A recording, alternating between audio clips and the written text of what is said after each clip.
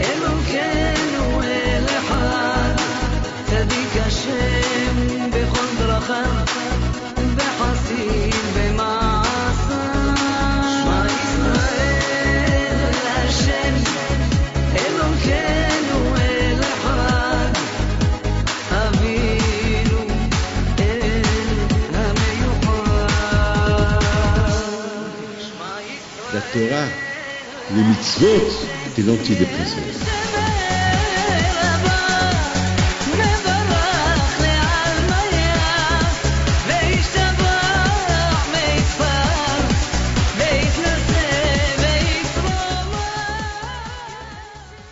Peshut Morav et Rabotai, si Dieu reste Hashem, lorsqu'on arrive à lire, lorsque on est en plein préparation que les jeux se préparent pour les vacances, et les jeux se préparent pour les grandes vacances, il y a toujours Tisha B'Av. Il y a aussi la préparation de Tisha B'Av. Alors d'un côté, les gens se préparent pour les vacances, de l'autre côté, les gens se préparent aussi pour les grands carêmes de Tammuz, de Av. Et alors, comment ça peut y aller? Comment ça peut marcher ensemble? D'un côté, on se prépare pour les vacances, et de l'autre côté, on se prépare pour les grands jeûnes. C'est le carême de Tisha B'Av, surtout ici en France, jusqu'à commencer le jeûne presque à 9h du soir, la veille, et le terminer le demain à 11h, c'est pas facile. Donc, d'un côté, vous avez les grandes vacances, mais au fait, pour celui que les vacances à lui sont cachères, il n'a pas de problème.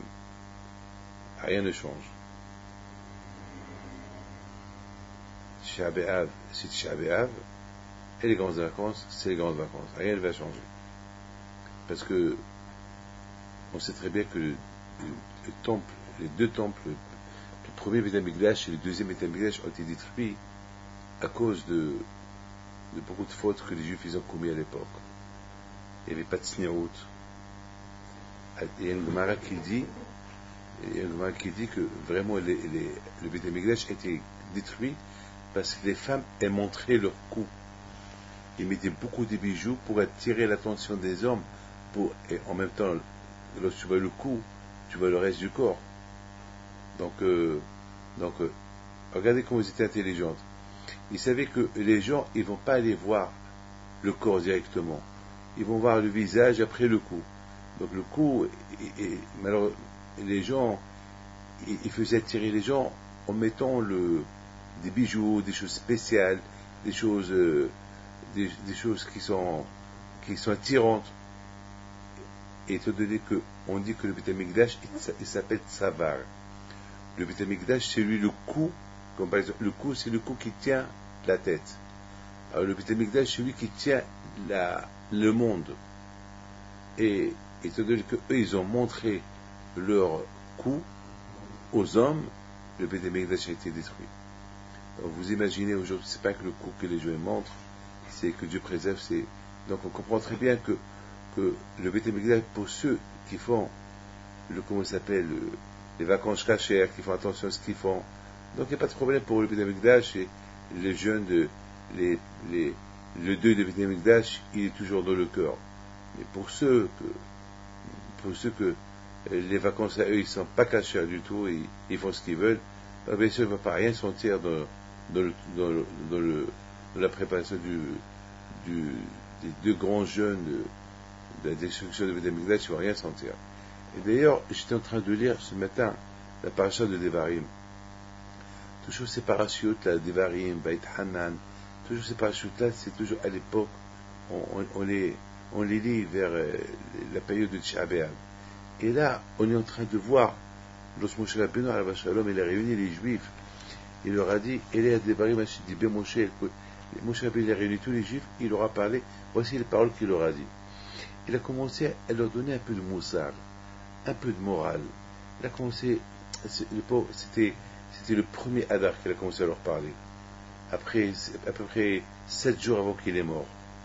Il a commencé à leur parler. Et pendant ces 7 jours-là, il leur a fait beaucoup de remontrances. Il leur a parlé, il leur a rappelé les bêtises qu'ils ont fait.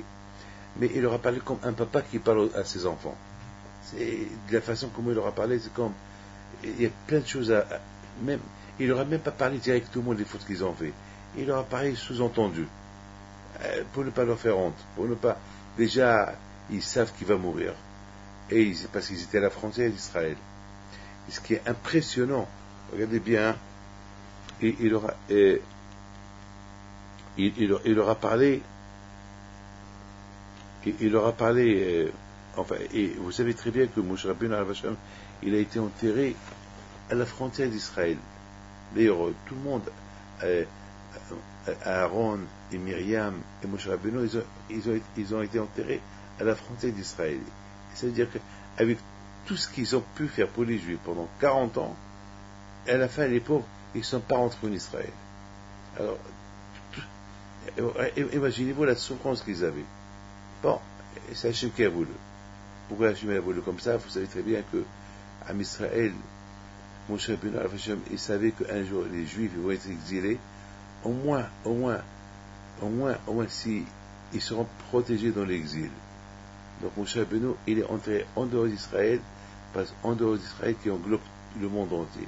C'est-à-dire que là où les Juifs vont être dans le monde, ils seront protégés.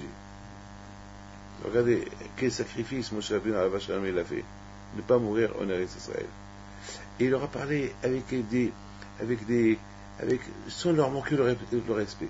Mais ce qui est important, ce qui est très important, c'est cette fameuse phrase qu'il leur a dit, Védé Zahav. Rashi, le commentaire Rashi, il dit c'est quoi Védé Zahav? C'est quoi? Il leur a fait des remontrances pour le veau d'or qu'ils ont fait. Védé, c'est Daï. Parce qu'il leur a dit, tellement que le bon Dieu vous a gâté et vous a donné beaucoup de l'or, alors l'or il est monté de votre tête, vous avez fait les veaux d'or. De là déjà, il veut leur dire, il donne beaucoup de choses aux Juifs. Il faut que le Juif sache que ce que Hachem lui donne, c'est pas pour qu'après il se révolte contre lui. C'est Hachem lui donne, c'est pour que le Juif, il a une panassa de chabod, une panassa avec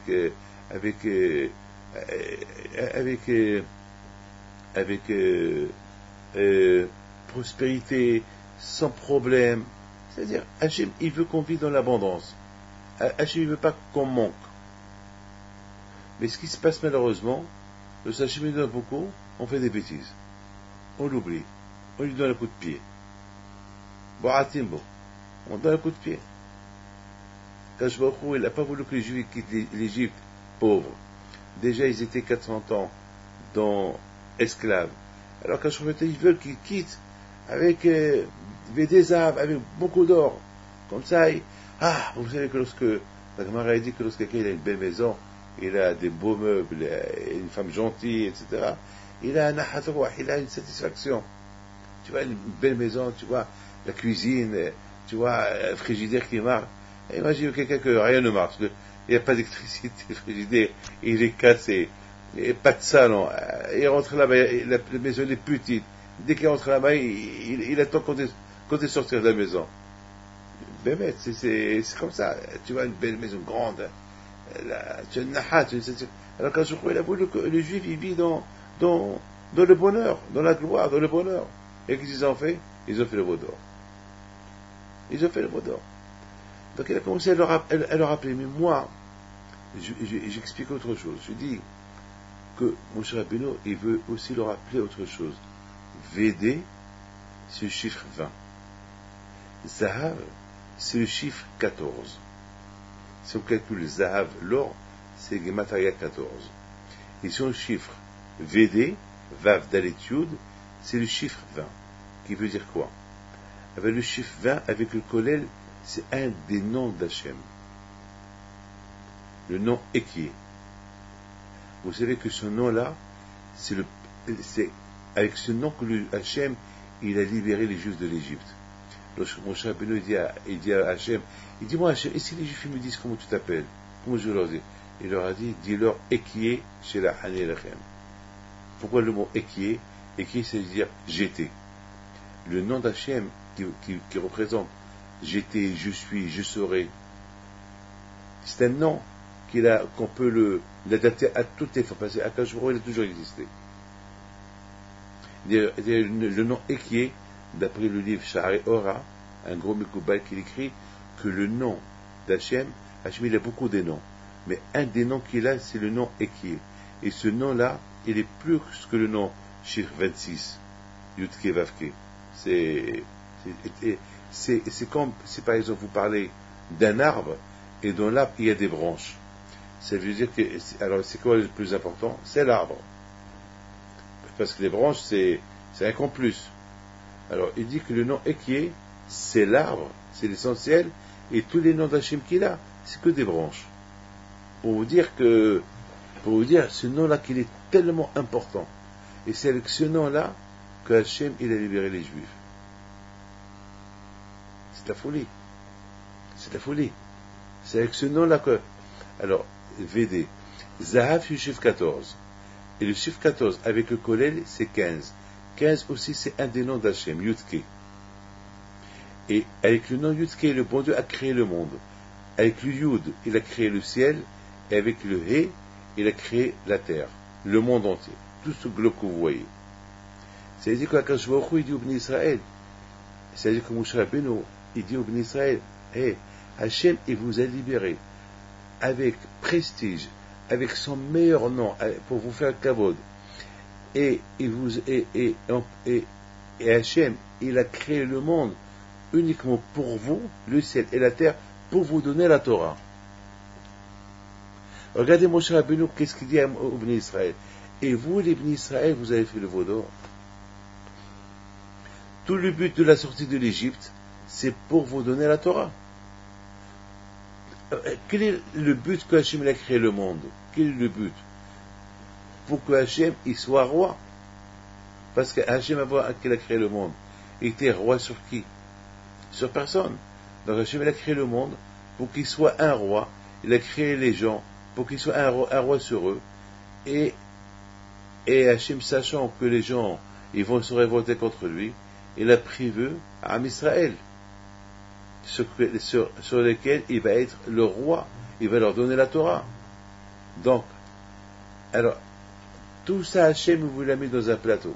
Il vous a créé un monde, un Gan Eden, avec son nom, Yudke. Vous allez libérer d'Égypte pour vous donner, avec son nom, le nom Ekié, pour vous donner la Torah, que c'est grâce à la Torah que le monde y tient. Et s'il n'y avait pas la Torah, je n'aurais pas créé le monde. Et vous, que vous avez fait? Védé Zahav. Vous avez fait le veau d'or. Regardez comment Moshe Rabbeinu, il a parlé au Bnei Israël. Dans quelle manière, sans les vexer. Beaucoup des fois, lorsqu'on voit quelqu'un qui souffre, c'est pas la peine de lui ajouter. Si quelqu'un il souffre, et encore il a fait une bêtise, c'est pas la peine de lui ajouter. Déjà, les Bnei Israël sont en train de souffrir. Ils voient que Moshe Rabbeinu, il va mourir. Aaron, il est mort. Myriam, elle est morte. Maintenant, ils vont affronter les 7 nations avec le joie. Ils ont, les pauvres, et Moshe Rabbeinu ne va pas rentrer avec eux. Vous imaginez, Moshe Rabbeinu, pour eux, c'était quand même un réconfort. C'est quand même, c'était une sécurité pour Moshe Rabbeinu. C'était une sécurité. Vous imaginez, un papa, lorsqu'il marche avec son fils dans le désert, ben le fils, il n'a pas peur. Il se sent en sécurité parce qu'il a son père avec lui. Et alors, Am Israël, ils étaient en sécurité, sachant, il y a Moshe, mettons, avec eux, mettons, Moshe va mourir. Maintenant, la question que je me suis posée, c'est la suivante. Comment est-ce possible que les Bnei Israël, avec tous les miracles qu'ils ont vus en Égypte, comment est-ce possible qu'ils ont fait le veau d'or? Ils ont vu Ka'atam s'ouvre, la mer qui se coupe, ils ont vu les 10 plaies, ils ont vu, je sais pas, la manne qui descend du ciel, ils ont vu Bémet, ils ont vu des miracles. Comment est-ce possible qu'ils sont à Hachem, il les a gâtés, il leur a donné de l'argent, il leur a donné de l'or, et il les a pris comme un bébé, comme un papa qui prend son bébé dans ses bras. Comment ils sont arrivés à faire le veau d'or? Et pendant 40 ans, ils ont énervé Hachem dans le désert. D'ailleurs, Moshe Rabbeinu, il leur rappelle tous les bêtises il leur rappelle, il leur rappelle tous les bêtises qu'ils ont fait. D'ailleurs, Moshe Rabbeinu leur a dit, pourquoi, avant de mourir, je vous fais des remontrances? Parce qu'un jour, vous risquez de dire, ouais, on n'a rien fait. Le juif toujours dit, j'ai rien fait. Alors maintenant, voilà, je vais vous rappeler ce que vous avez fait. Alors, si quelqu'un, il veut contrôler cela qui me le dit maintenant. Ouais, je suis vivant, j'ai 120 ans. Parce que beaucoup de fois, ça arrive, on dit, j'ai rien fait. C'est pas comme ça que j'ai dit. Alors voilà, Moshe Rabbeinu, il le rappelle tout. Il dit, si quelqu'un est capable de dire qu'il n'a rien fait, qu'il le dit. Qu'il le dit, ouais, je suis là. Voilà, je suis là. Il leur rappelait toutes les bêtises qu'ils ont fait.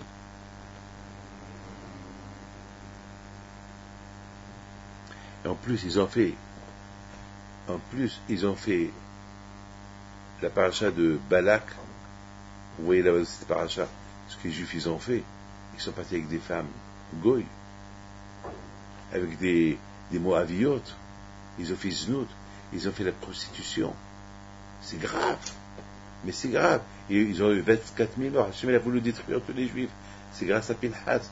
Mais Pinhas s'est levé, il a prié, il est parti, il a tué ces gens-là ceux qui ont incité les gens à aller avec mais c'est grave. Ils ont fait l'idolâtrie, ils ont mangé du taref. Mais c'est grave. La faute qu'ils ont fait à l'époque de Bil'am, c'était pire que la faute du Hegel. Attends, vous imaginez ce qu'ils ont fait. Et ils ont mangé du taref. Ils ont fait l'idolâtrie. Et ils sont partis avec des femmes mariées, des goyotes, avec les doutes, la prostitution.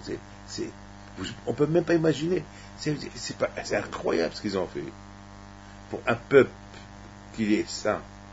Mettons, un peuple qui n'est pas saint, il fait ce qu'il veut. Mais soi-disant, un peuple qui est saint, un peuple qui sont autour du tabernacle, autour du Beth Amikdash. Comment imaginez-vous, moi, avec ma barbe, vous imaginez que moi je vais aller, je sais pas moi, dans une rue sale de Paris, et je vais aller avec, je sais pas moi. Non, mais c'est ce qu'ils ont fait. Et après, je vais prendre l'idolâtrie, et je vais commencer à vénérer une idolâtrie, et je vais commencer à manger du porc. Non, enfin, c'est sa religion. Peut-être un juif qui n'est pas croyant, qui n'est pas religieux peut le faire, mais vous imaginez, moi je vais le faire. Mais c'est des tzadikim qui ont fait ça. Comment ils sont arrivés? C'est ce que Moshe Rabbeinu leur dit. Comment? Alors je ne peux plus lui faire confiance. Quand vous êtes à la frontière pour entrer en Israël, vous faites ça? C'est de la folie. Alors maintenant, notre question, elle est, comment ils sont arrivés à faire tout ça? Comment est-ce possible? Bon, c'est ça là. Alors maintenant, je voudrais vous dire, il y a une histoire, elle est connue cette histoire-là. Il y a une belle histoire que lorsque le peuple de Ammon, ils ont fait souffrir les Juifs avant la construction avant que les Juifs ils ont construit le temple. Ils étaient en Israël. N'oublie pas que les Juifs, une fois qu'ils sont rentrés en Israël, ils sont rentrés 400 ans en Israël. C'est après que Shlomo HaMelech a construit le Beth Amikdash. Pendant 400 ans. Après 400 ans, le Beth Amikdash a été construit. Mais pendant 400 ans, ils n'avaient que le Ohel Moed, le tabernacle. Il y avait des guerres. Vous savez, lorsque le Juif, il ne suit pas le chemin d'Hachem, Akadosh Baruch Hu lui envoie un problème. Une fois, il lui envoie les Philistines. Une fois, il lui envoie Ammon. Une fois, il lui envoie Edom. Une fois, il lui envoie des Knaanim. Chaque fois, Hachem, vous savez, les voisins d'Israël, de la terre d'Israël, toujours à Akadosh Baruch Hu. Une fois, c'est Amalek. Une fois, c'est Sisra. Toujours. Et les Juifs reçoivent un coup, ils font teshuva, et Akadosh Baruch Hu leur envoie un libérateur. Comme aujourd'hui, lorsqu'on ne suit pas le chemin d'Hachem, Akadosh Baruch Hu nous rappelle, je suis là. c'est que le juif, il n'a pas le droit. Il ne peut pas dire, je m'en fous. Parce que Hachem va dire, bah, tu t'en fous, moi je m'en fous pas. Et c'est écrit dans le prophète que Hachem dit, de force je serai votre roi. Parce que je suis comme un papa. Un papa, c'est toujours le papa. Le fils, il ne peut pas dire à son père, tu n'es plus mon père. Même s'il dit, tu n'es plus mon père. Le père va dire, je suis ton père. Vous avez compris? C'est une réalité, je suis ton père. Est-ce qu'un enfant, il peut nier son père? Oui. Mais il ne peut pas dire à son père, tu n'es pas mon père. C'est impossible. Parce que, vous savez pourquoi? Parce que c'est son sang. Il peut. Malheureusement, à notre époque, je connais des enfants qui frappent leur père, qui frappent leurs parents, qui crachent sur leurs parents, qui ont vendu leurs parents aux impôts, à la police, pour bébé, par haine et méchanceté. J'en connais, hein. J'en connais plein. La semaine dernière, il y a une femme qui est venue chez moi, elle pleure, les larmes, vraiment. Vous savez, je ne sais pas quoi faire pour elle. Lorsqu'elle m'annonce que son fils, depuis qu'il s'est marié, il a renoncé à sa...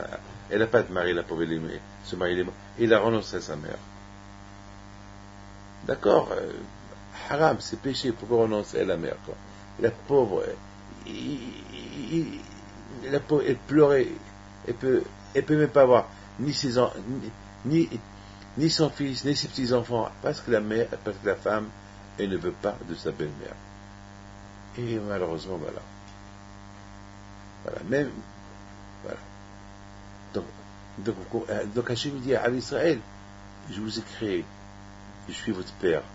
Vous ne pouvez pas, vous pouvez me nier, mais vous ne pouvez pas dire je ne suis pas votre papa, je suis votre papa.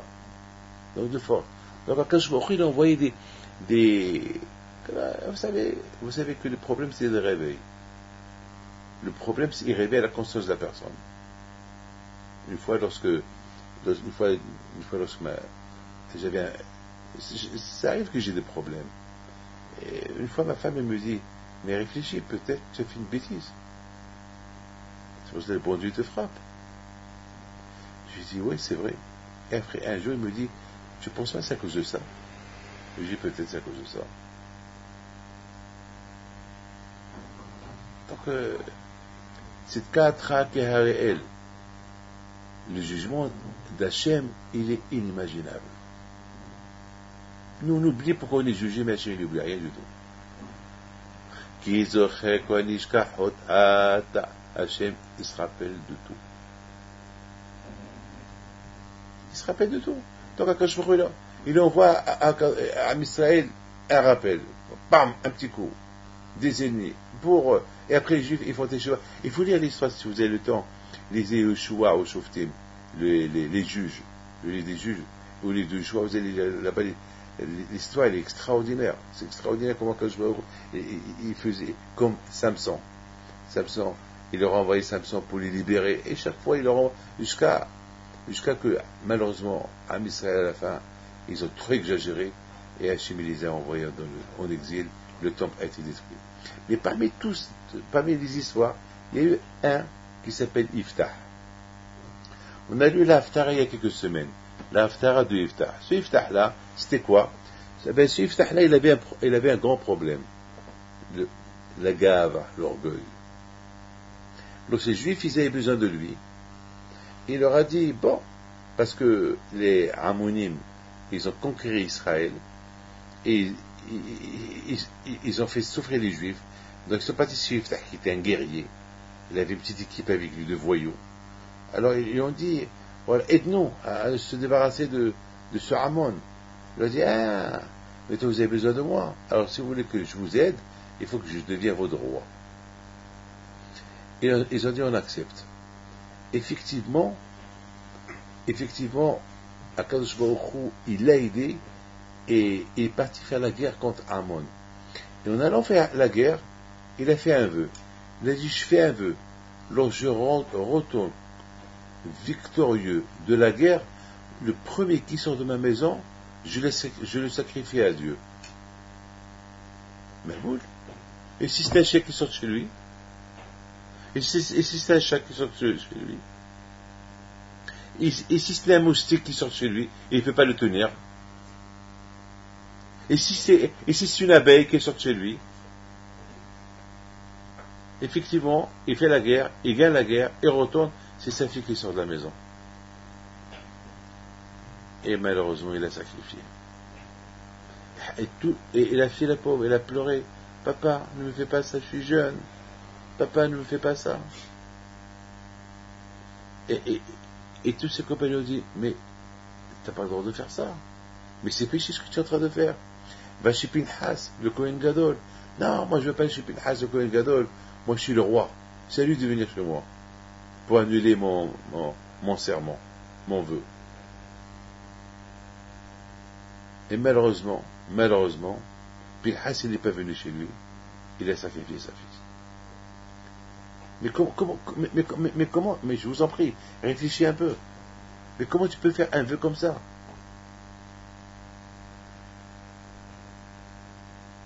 Mais c'est pas possible. Mais attends, mais c'est inimaginable. On ne peut pas faire des choses comme ça. Mais attends, il a gagné la guerre. Il a vraiment, si vous lisez comment l'argument qu'il avait contre Amon, un argument extraordinaire. C'est-à-dire, il a montré A plus B il avait des connaissances dans la Torah. Il avait des connaissances. Alors, et en plus, il a réussi à libérer les Juifs des mains des ennemis. Mais comment tu as pu faire un vœu pareil? Mais ça va, tu l'as fait. D'accord, annule-le. Non, annule-le. Non, il n'a pas annulé. Et tu veux montrer quoi? Elle a fait, le bon Dieu l'a puni. Il a puni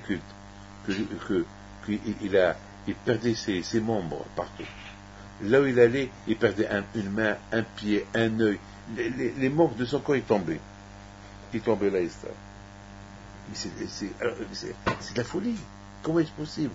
Et en plus, qu'est-ce qu'il dit? Celui qui sort de ma maison. Et si c'est ta femme qui sort de la maison, tu vas sacrifier. Et si je sais pas moi si elle avait un père. Et si c'est ton père, je sais pas moi. Mais c'est quoi ça? Eh ben, mais j'ai une autre question. Pourquoi il n'a pas dit je te fais un vœu? Il précise quel vœu il veut. Pourquoi il dit ceux qui sortent de ma maison? Mais c'était quoi son idée? Lorsque j'arrive chez moi, ceux qui sortent de ma maison. Moi j'ai dit comme ça.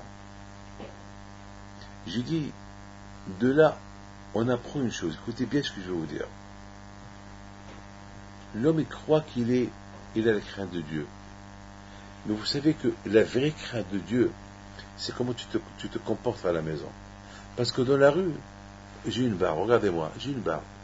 Dans la rue, ceux qui me voient, ils disent Rabbi David, le petit-fils Rabbi Haim Pinto, Rabbi David Stad Sadik, Rabbi David, parce que je fais les beaux yeux, je fais les yeux d'un homme innocent, je fais le tzaddik, et je fais le charme, et je fais comme ça. Physiquement, les gens, c'est Rabbi David, il est intouchable. Mais comment je me comporte à la maison? Mais est-ce que les gens y voient comment je me comporte à la maison? Les gens, ils me voient uniquement comment je suis à la synagogue, comment je suis dans la rue, mais chez moi à la maison, ça personne le sait. Mais les gens, ils croient, ils disent, il doit être bien. Mais ça personne le sait. Ça personne le sait. Il n'y a que Hachem seul qui sait comment je me comporte à la maison. C'est-à-dire que l'homme, vous voyez un coffre. Vous voyez le coffre. Qu'est-ce qu'il y a dedans? Il peut avoir de l'or, des diamants, ou il peut être vide. Vous voyez un corps. Il peut être plein de Hachamaim, plein de crainte de Dieu, il peut être aussi plein de méchanceté, mais vous voyez que le corps, il est super bien, mais à l'intérieur vous ne le voyez pas. C'est ce qu'il dit le Pirkei Avot. Fais attention, tu vois une belle bouteille de vin, très bouteille de vin, la bouteille elle est super, c'est pas la bouteille que tu vas manger, que tu vas boire, c'est l'intérieur. Donc, tu peux avoir une très belle bouteille de vin, et le vin à l'intérieur, il est pourri. Ou bien, tu vas avoir une bouteille qui est zéro, pas belle, wallo, je vous donne la parole d'honneur. Il y a du vin qui coûte 3, 4, 5 euros, il est meilleur que le vin que tu achètes 50 et 60 euros. On a acheté un vin la semaine dernière, il a coûté 5 euros, la bouteille. Il était bon. Vous savez que nous, à la maison, on n'est pas de buveurs. Rien que pour le Shabbat, on boit un peu de vin pour le Shabbat. Et beaucoup de fois, les gens nous offrent des belles bouteilles de vin. Et je vous donne la parole d'honneur qu'on a remarqué que les bouteilles de vin pas chères, ils sont meilleures. Bon, parfois, enfin, c'est pas tout le temps, mais pour vous dire, parfois c'est comme ça.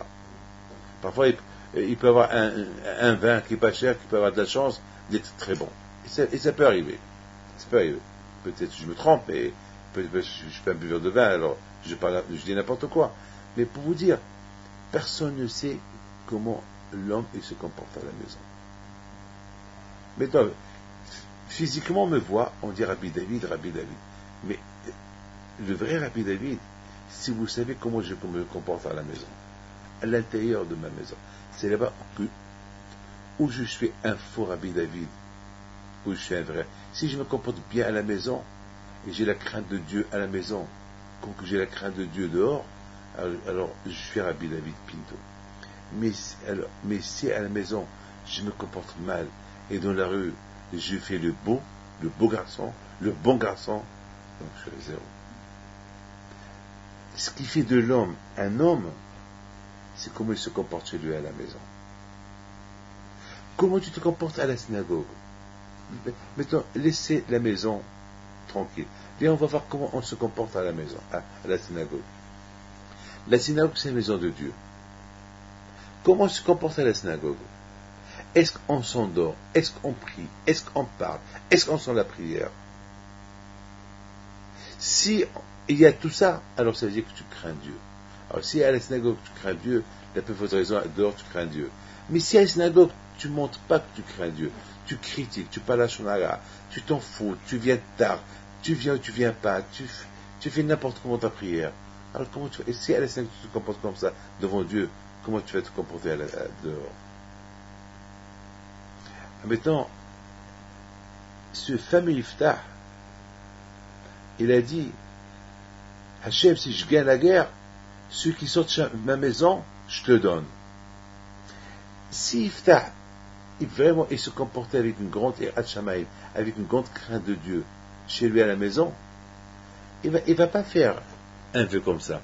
Parce puisqu'il a la grande, puisqu'à la maison, il se comporte bien avec Dieu, là où personne ne le voit.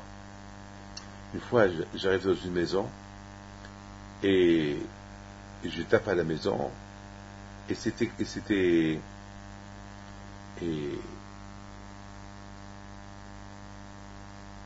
au Maroc. Je voulais faire, on était invités quelque part, mais on s'est trompé d'heure. Alors, au lieu que j'arrive par exemple à 1h, j'avais cru entendre qu'on devait arriver à midi. Donc on arrive à la maison avec les amis, on rentre et on trouve le monsieur qui nous a invités, il était avec le short, et sans kippa, sans rien du tout. Il fallait voir la honte qu'il a eue. Nous aussi on était gênés pour lui, parce que on ne s'est pas attendu de le trouver comme ça. Et lui, jusqu'à maintenant, me rappelle, Rabbi David. Et je lui dis, mais comment tu marches à la maison sans kippa, avec un short? Tu savais que je vais venir manger chez toi, ouais, et tu as les photos de Rabbi Tzadikim à la maison, tu as la mezouza, et en plus c'était l'inauguration de la Sefer Torah. Et le Sefer Torah mais comment tu as un Sefer Torah à la maison? Comment? Il m'a dit, je sais pas quand vous allez venir. Mais j'ai dit, oublie-nous. À la maison, tu as déjà un Sefer Torah. Une fois, j'étais à Nice pour l'inauguration d'une maison. On m'a invité, hein. Et dans cette maison-là, il y avait une grande photo d'une femme nue. J'ai rien compris. J'ai dit, mais j'ai rien compris. Je suis vite sorti. Partait des femmes nues. Je dis, mais c'est rien. Je dis, comment c'est rien? C'est-à-dire, bon, pour lui, c'est rien. Parce qu'il habite à Nice. Il habite à Nice. Pour lui, c'est rien. Bon, ça va, c'est rien. Il habite en face de la plage, c'est rien. Il voit toujours, toute la journée, il fait des vagues. C'est rien pour lui.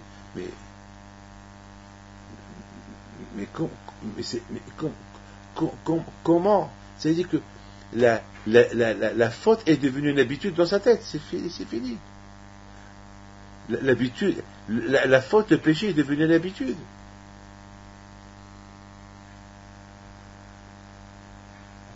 On dit, dis-moi qui tu fréquentes, et je te dis qui tu es. En général, on fréquente le plus la maison. La façon comme on se fréquente à la maison, on peut se déterminer qui nous sommes dehors. Sauf si on est des hypocrites. Moi, j'admire les gens qui ne sont pas hypocrites. Les gens que, de la façon qu'ils se conduisent à la maison, ils se comportent dehors. Ils ne sont pas hypocrites. Ils mangent du tarif à la maison, dehors ils mangent du tarif.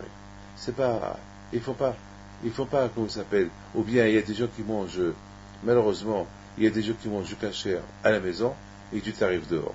C'est quoi ça? Non, on veut la maison kasher. Tu veux la maison kasher? Mais ça marche pas comme ça. Mais et ton corps, il est kasher ou pas? Ton corps, il peut pas être ton kasher, ton tarif. Tu peux pas. Donc, moi, je pense, ce iftah là, le fait qu'il se comportait mal à la maison, il avait une fausse irat shamayim, une fausse crainte de Dieu. Beaucoup de fois, on peut croire qu'on a la crainte de Dieu, mais elle est fausse. Comment je peux savoir que j'ai une bonne crainte de Dieu? La façon comme je me comporte à la synagogue. La façon comme je me comporte à la synagogue, je me comporte dehors. La façon comme je me comporte à la maison, je me comporte dehors. Je n'ai pas de visage. Je me comporte à la maison comme je veux, avec en délaissant tout. Je vois des films sales et je fais des bêtises à la maison, et dehors je fais le tzaddik. Ah, c'est pas beau ça. Ça c'est pas beau. Iftah, il a dévoilé son secret. Iftah, il a dévoilé combien il était un Baal Gava, combien il était un orgueilleux, combien il était fou, il n'avait pas la vraie Hachamayim. Il n'avait pas la vraie crainte de Dieu. Parce que si vraiment il avait la crainte de Dieu, ce n'est pas rien qu'en dehors des gens, devant les gens, il parle de Dieu, il parle d'Hachem, il parle de... On va voir comment tu te comportes à la maison. Étant donné que chez lui à la maison, il ne se comportait pas très bien, donc, il lui a échappé une phrase. Celui qui sort de chez moi, je le sacrifie à Dieu. Et si c'est un chien qui sort de chez toi, tu veux le sacrifier à Dieu? Ben voilà, malheureusement, il se comportait tellement mal à l'intérieur de la maison, jusqu'à que ça lui a échappé cette phrase-là. Il a fait un vœu qui ne tient pas de sens, qui ne tient pas de pied, qui ne tient pas le chemin, qui ne tient pas la route. Et je pense que c'est ça ce que Moshe Rabbeinu a dit au Béni Israël. Comment veut le Béni Israël à l'intérieur, à côté de Hakadosh Baruch Hu? Parce que les Juifs, ils étaient entourés de 7 nuées. C'était comme une maison de Dieu. Les Juifs, ils étaient le camping à eux, le Mahane, c'était comme une maison d'Hachem. Il y avait le Meshkan, il y avait le Réol, il y avait la lumière toute la nuit, il y avait le feu. Les Ananim, ils éclairaient la nuit. Bono Shalom. On était devant Hachem. Mais comment, Moshe Rabbeinu dit, comment vous avez fait ça? Comment, si vous êtes comporté devant un cachemire comme ça, comment vous allez être si vous rentrez en Israël, que là-bas, vous n'allez pas voir ce que vous êtes en train de voir ici? C'est pour ça que Moshe Rabbeinu al-Vachar, il a commencé à leur faire de remontrances pour leur dire, si devant Hachem, vous faites ça, alors, si à la maison, vous faites ça, comment vous allez faire une fois que vous êtes venu à Israël, une fois que vous êtes dehors, comment vous allez faire? Elle est à débarrer.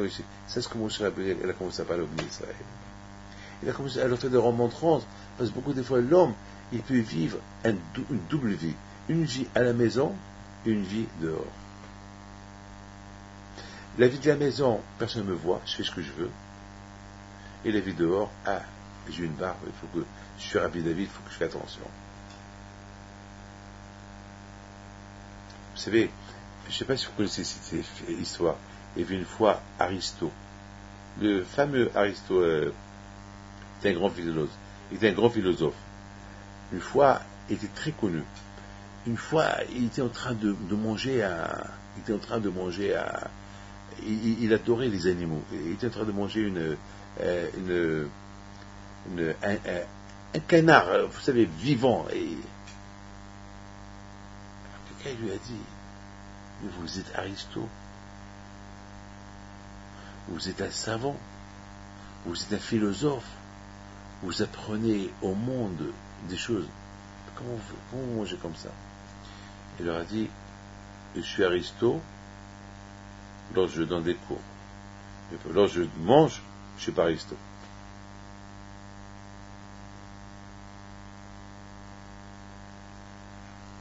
Lorsque je mange, je suis pas Aristote.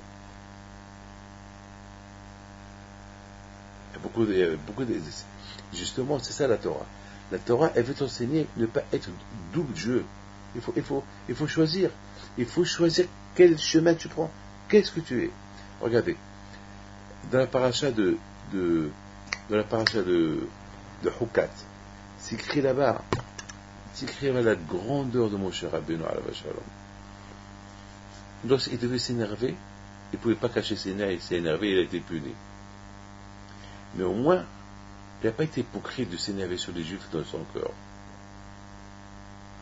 On voit les Shvatim, les 12 tribus, lorsque ils étaient fâchés avec Youssef, c'est écrit dans la Torah, et ils disaient même pas bonjour à Youssef. Le Youssef est passé, il dit bonjour, et ils ne répondent pas. Et Rashi sur place, il dit, de là on voit la grandeur des Shvatim.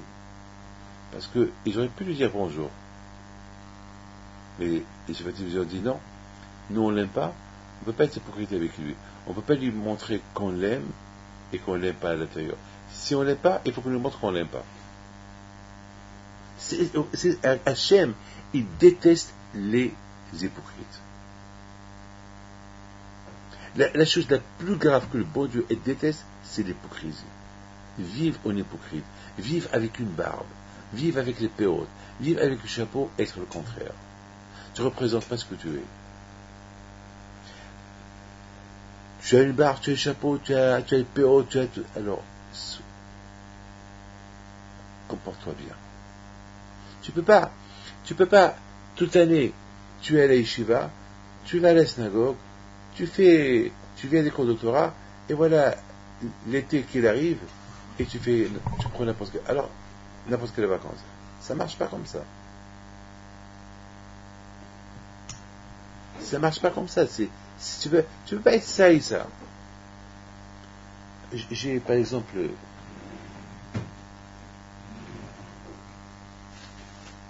il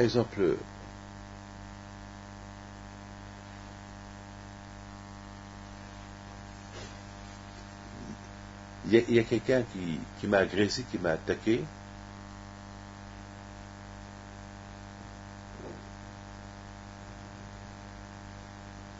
Et je n'ai pas répondu. Parce que j'ai vu si je réponds, ça allait partir loin. J'ai pas répondu. 1 heure plus tard, il m'appelle.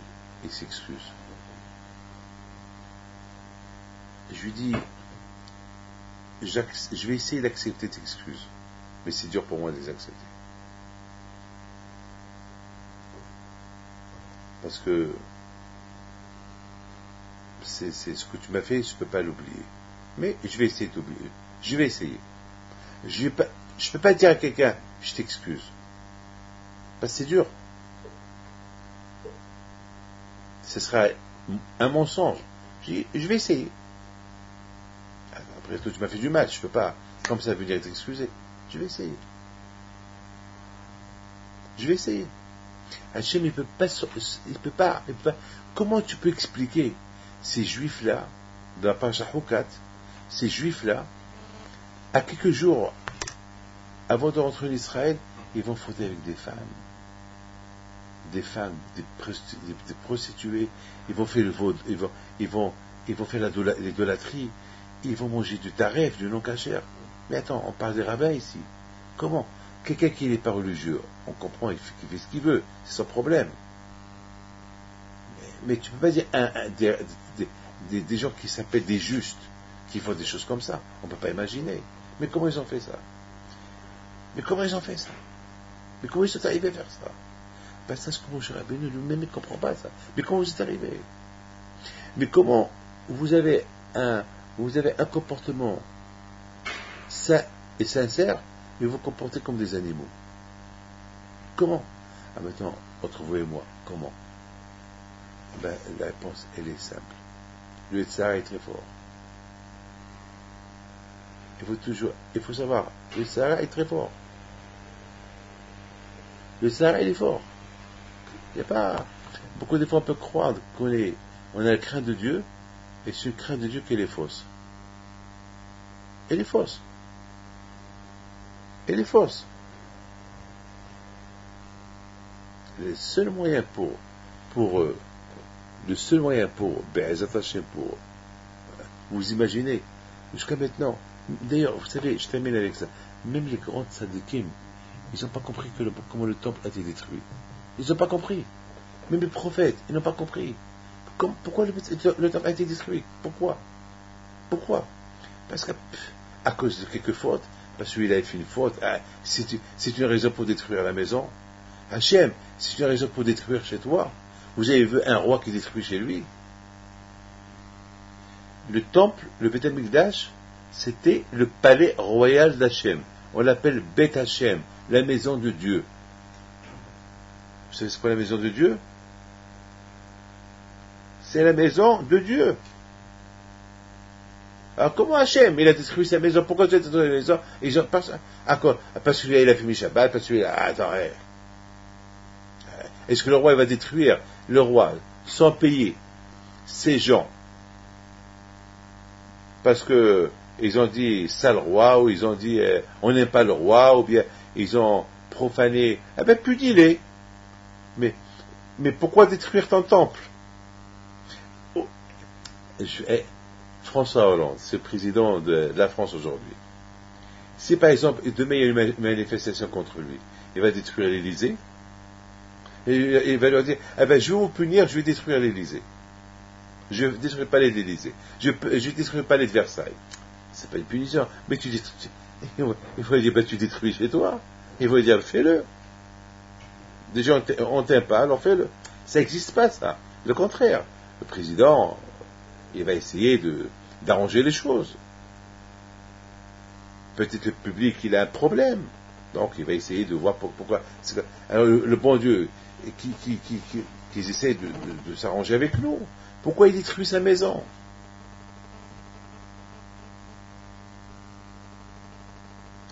Eh bien, la réponse, elle est, c'est quoi quand je vais au rue, il veut dire au béni Israël? Le problème que j'ai avec vous,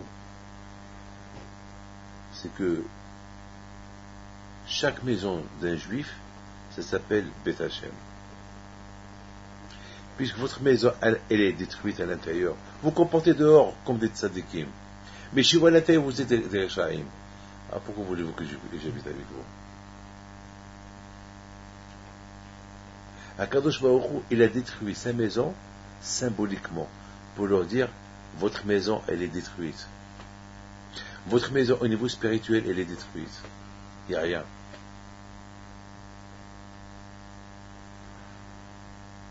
Et c'est ça la raison pourquoi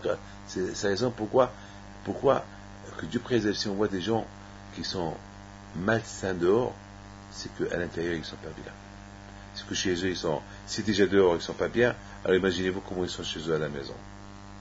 Et ce qui est grave, c'est ceux qui se comportent bien dehors, mais chez eux, ils ne sont pas bien.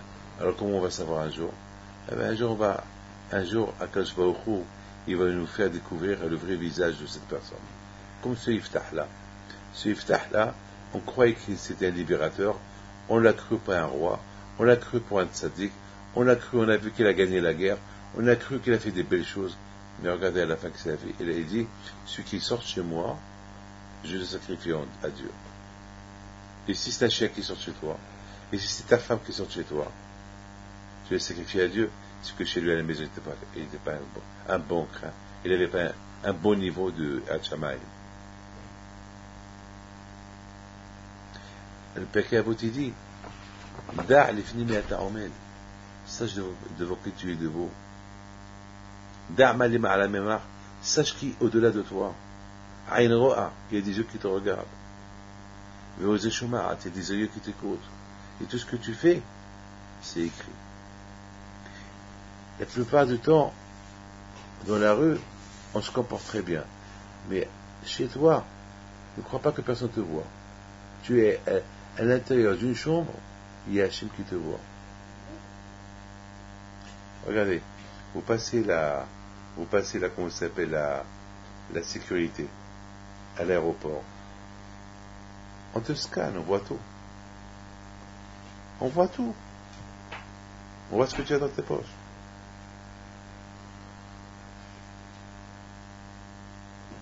Il y a des, comment ça s'appelle, vous savez, hier j'ai vu dans le journal, que, je ne sais pas si vous êtes au courant, qu'il y a le fils de Kadhafi, il est en prison en Libye, il a des avocats. Donc ces avocats, ils sont venus pour lui parler, et le gouvernement libyen, il a arrêté ces avocats-là. Pendant, je ne sais pas, quelques mois, ils sont arrêtés. Parce qu'ils ont mis une toute petite caméra dans la cellule où il y avait le fils Kadhafi, où ils voient tout, ils entendent tout. Par exemple, ils ont voulu savoir qu'est-ce qu'ils étaient en train de se dire. Ils ont tout filmé. Avec un petit truc, un petit point qui est là-bas dans la cellule que personne ne s'est rendu compte. La folie, ça. Alors, si avec ça, on peut savoir que tu... Alors, Hachem, d'ailleurs, il peut savoir tout ce que tu dis. Ah, tu es filmé. Il y a une caméra braquée sur toi là-haut du ciel. On voit, on te scanne, tu es dans ta chambre, on sait ce que tu fais. Et tout ce que tu fais en cachette, c'est écrit. C'est ce que Moshe Rabbeinu a fait comme remontrance au Israël. Il leur a dit, vous allez fauter devant Hachem et devant lui. Mais de l'autre côté, vous faites le tzaddik, et voilà, et Hachem a tout fait pour vous, regarde ce que vous faites.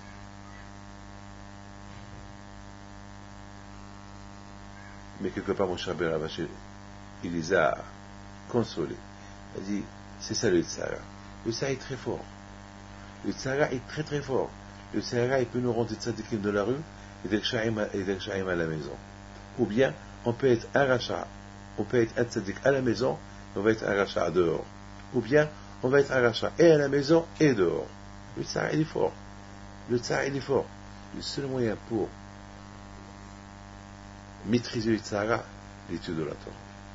C'est pour ça qu'il leur a dit, chaque fois que vous pensez à l'argent, chaque fois que vous êtes là sans étudier la Torah, vous avez toujours fauté. Une fois, c'est écrit, Vayaraham Kibushish Moshe. Et Moshe Rabbeinu, il a tardé de descendre du ciel, ils ont commencé à fauter. Ils ont fait le veau d'or. Mais pourquoi tu es en train de calculer où il est Moshe? Eh bien, il n'est pas venu. Alors, il vous a dit qu'il va venir après 40 jours. Il n'est pas venu après 40 jours. Et alors, Azma, parce qu'il n'est pas venu après 40 jours, vous faites le veau d'or? Par exemple, je vous dis, voilà, je viens dans 40 jours, et je viens pas. Parce que je ne suis pas venu, ça y est, il n'y a plus de Dieu, il n'y a plus de rabbin. Et alors?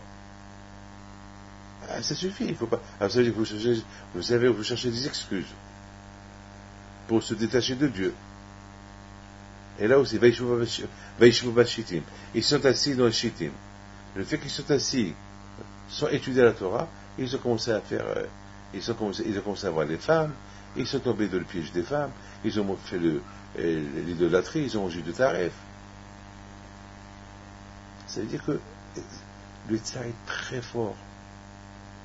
Là où tu crois que personne ne te voit. Je répète, le tzar est très fort là où tu crois que personne ne te voit. Beaucoup de fois, des gens dans l'avion, ils croient qu'il n'y a personne qui les voit, et bien ils font des bêtises dans l'avion. Il y a beaucoup de juifs que je connais, pas beaucoup, quelques juifs que je connais qui vont en Chine pour faire des affaires. Et malheureusement, et c'est avéré, qu'en Chine, ils ont une maîtresse. Et personne ne le sait. Combien de gens ils viennent chez moi se confesser pour des choses comme ça.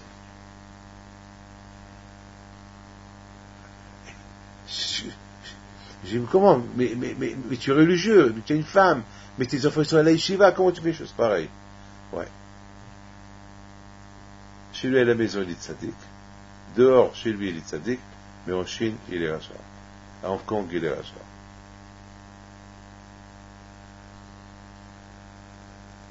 Voilà.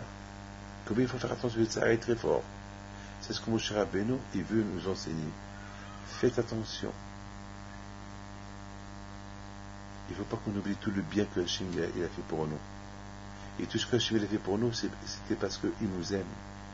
Donc si Dieu veut, Hachem, on se prépare pour la Hilula de Rabbi Pinto du 6 septembre, si Dieu veut.